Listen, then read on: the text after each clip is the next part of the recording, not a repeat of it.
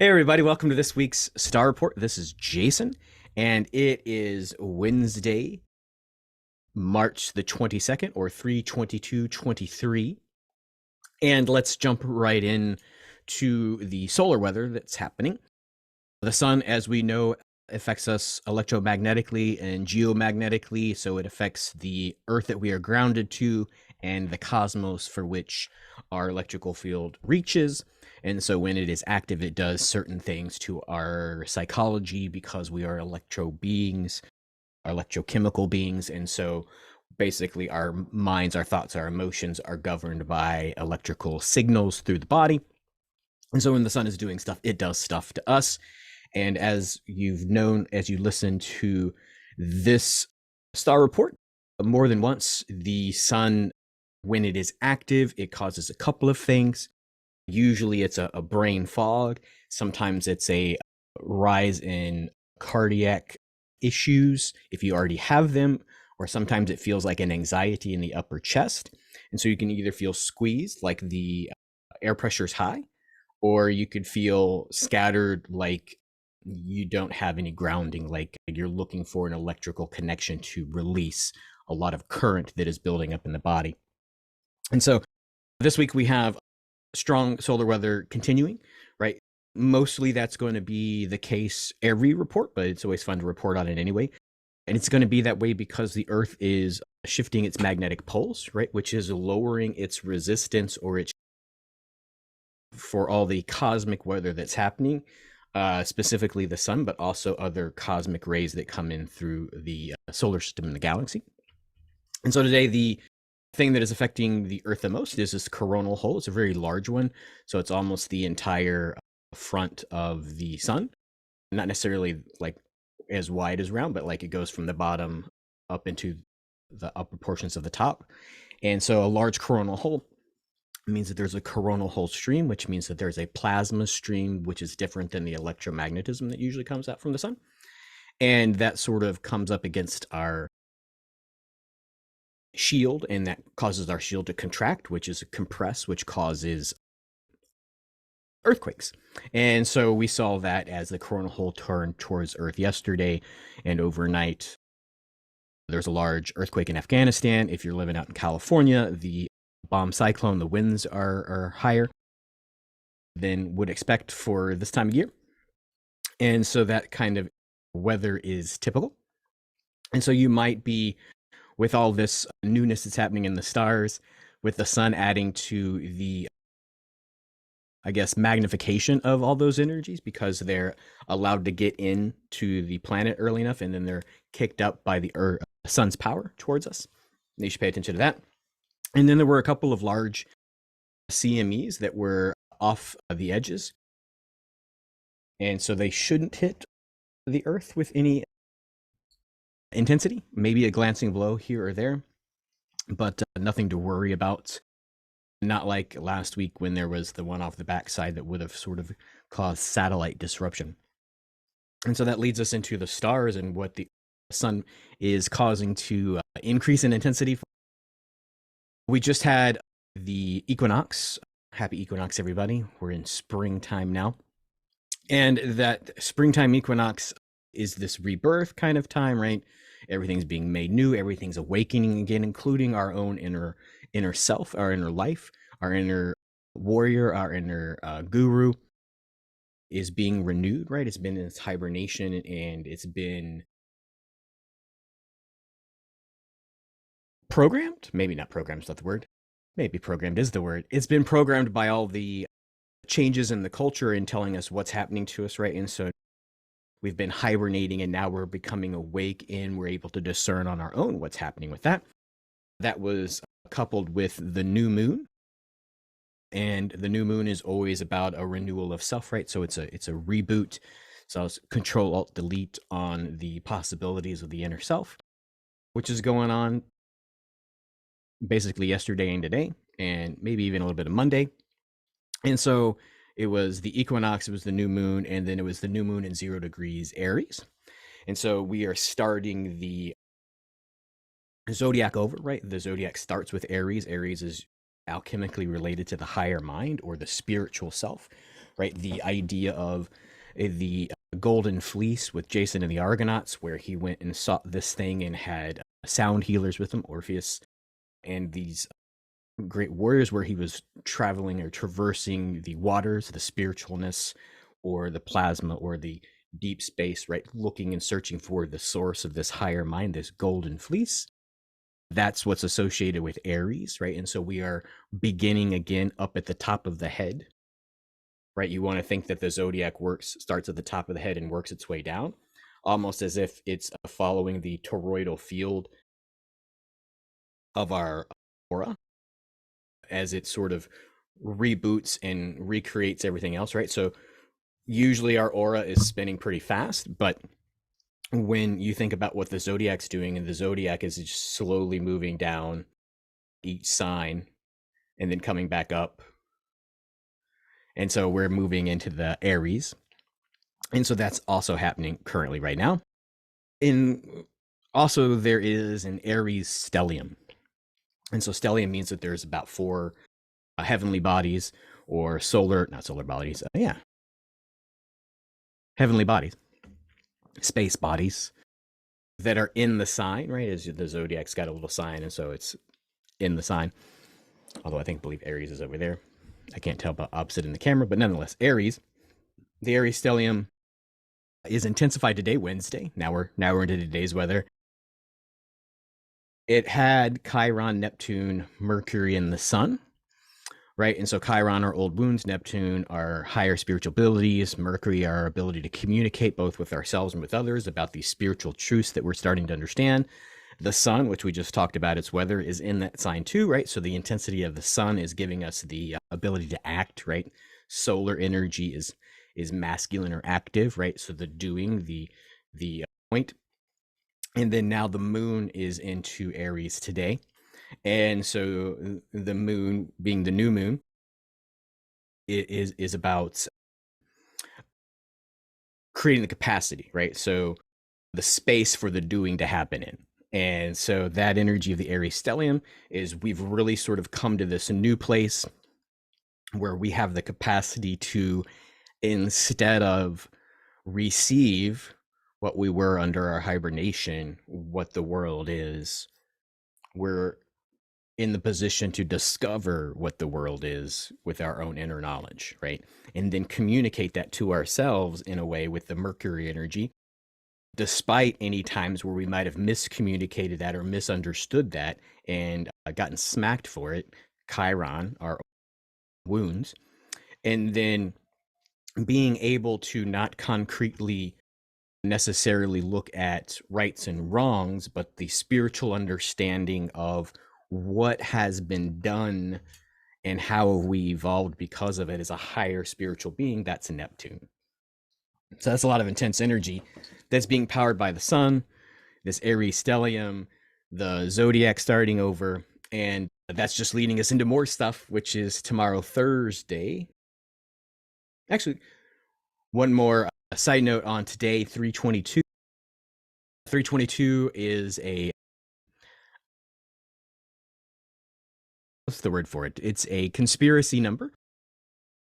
Those who have paid attention or like to dabble in all things metaphysical, there is a group called Skull and Bones. Movies made about them, documentaries made about them, conspiracy theories arise about them all the time. And so today is 322, which is the number that is written on their seal, or one of their seals that people have popularized, 322. And so today is usually 322, a popular day for celebrity deaths.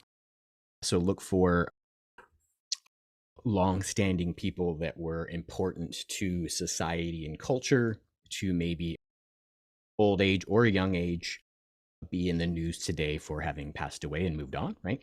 But also cosmically, that's a time that they could move on, right? It's a brand newness, right? And so they've completed their mission here on the planet. We're in this new Aries stellium. We're beginning the zodiac over again, right? It's a timed exit. And so that would be something to sort of pay attention to as a interest or a mystery or a little whimsical thing to pay attention to, although maybe death's not that whimsical. Something to pay attention to during the day and maybe even tomorrow when they announce stuff that happened today, if it's not breaking news or somebody that famous. Brings us to tomorrow, Thursday. Thursday is also this big ending, this wheel of newness. Thursday, and I mentioned this last week, I couldn't remember what Pluto was doing or where it was going. Pluto is moving into Aquarius. And so Pluto moving into Aquarius is the first time it's done it in 225 years, right? So it's this long cycle before it was here last, or since it was there last. And it's going to be, Pluto's going to be in Aquarius for 20 years, right? And so 20 years usually has been understood in the modern world as a generation, right? So Pluto is going to be here for a generation. And Pluto does a couple of things. Oops, wrong note. Pluto does a couple of things. And because it's so infrequent, right? It usually causes things to happen and be rebirths, right? And so when we look at the time 225 years ago, it was right after we probably got into the U.S. Constitution, after the Articles of Confederation, and we were really coming into ourselves in the West as a new nation. And so all of those things that were old had to die away, or at least go and be less prominent, because some things have never really died away if you pay attention to how culture moves. So Pluto is usually an important planet because it's about rebirth, right? So there is a rebirth happening tomorrow, Thursday, right? Which would also be a good time for people to exit and be rebirthed into their new spiritual self, right? And go on to the next plane of existence or a higher dimension of it. But when Pluto is here in rebirth, sometimes in order to have newness, we have to have destruction, right? So when seeing Pluto move into this and this whole new generation, right, you're going to see structures crumble, right? And so that could be anything from federal government to the nuclear family to religious structures, right? So the reorganizing of church, the reorganizing of states, the reorganizing of who you are in relation to that are all things that sort of happen during Pluto. And so sometimes Pluto is associated with death and waste, even viruses, and also destruction and obsession, right? So clinging on to the old is going to cause you to be obsessed and then wrecked when it is destroyed anyway, because it is time for newness. So that's something to sort of pay attention to, that in order for this newness to happen, it might not be sunshine and roses. It might be cathartic and catastrophic in nature, right? But that the energy of the planet is knowing that if you persist and continue to exist, the change is for your highest good. It is, like we are in this Aries stellium, working on Chiron, right? Which is your old wounds, right? So it is making all things new. So it is healing those old wounds or giving those old wounds meaning. What did they prepare you for? Maybe it's this 20-year march of Pluto through Aquarius, right? This age of Aquarius that we're in really is about spiritual development. This is the end of an age, right? Even in the Western spiritual world, when Jesus tells the disciples to meet him in the upper room, he says, follow the water bearer, right? He states in the scripture that he will be with us till the end of the age, right? And so this idea that we're moving to this pinnacle point of Aquarius, or the water bearer, in this spiritual development, then we are at the opportunity point where all of our spiritual leaders, whether that be Jesus or Buddha or Krishna, what they've told us about our spiritual possibilities and potentials, now's the time, right? So awakening to your own inner power without being owned by your arrogance, and without being paralyzed by the weight of choice. We're really at this choice point to say, what kind of spiritual being are we, and how will we relate to the divine? And instead of going or waiting for a culture to get there, we will start to create a new culture a different culture, which is based on those values of our own spiritual oneness with Source, which is being revealed further and further through the acts of the solar or the sun energy, which is activating our physical vessel to be able to contain this spiritualness, which we've always been. What? Great star stuff did this week, right? So that's what's happening in the stars. Nothing really else is happening for the rest of the week. Next week, we're moving into pre-shadows of retrogrades. Remember, we're currently retrograde free till 420. And so, keep acting like it's 420 until 420, and you'll sort of allow yourself to dilate, to open up, to receive this information that's happening. But next week, we begin the pre-shadow of Chiron, which is those old wounds, right? So you usually start the new cycles by getting rid of old wounds, right? And then it'll be followed shortly thereafter by Mercury retrograde, right? And communicating to yourself and maybe even to others who look at you as wounded about what you're moving into. So that's pretty intense for the week. The weather is going to continue to be intense, right? So the winds will be higher, the storms will last longer, the sun will continue to be active for a while, and the stars are really just calling you to act rather than be passive, right? So you can receive all of this energy from the stars, but it really is trying to ignite your inner spirit, your inner soul, to be an outward higher you, right? So go ahead and look for that to be the governing thoughts of the week. And of course, if you're having problems with that, pressure usually helps you breathe more, right? So it's compressing air. That's why it's easier to breathe at lower altitudes than higher altitudes, because the air is being compressed into the lungs. So if this extra pressure is really sort of weighing you down, then really it's just sort of moving more of that oxygen through. And so, of course, you can come here to the shop and do breath work. We do that every Sunday here at 10 a.m. to 11:30. You can sign up online at newdimensionscrystals.com, and it's just $22. You click on sign up, it sends you a little shipping invoice like, hey, you bought your ticket, you can come in Sunday. I do that because there's limited space in my studio to do the breathing. So if you don't sign up every week, then I might, run out of room, or nobody might sign up and it might be an empty room. And then, of course, if you don't like breathing in groups, but you think that breathing is going to be something very intense for you, you can also go to the sessions page and book a personal one-on-one breathwork session. It'll still be the hour and a half, but we can focus individually on you. And then if anything comes up that you're releasing, whether that be tears or physical upgrades, then you don't have the fear of working in a group with others.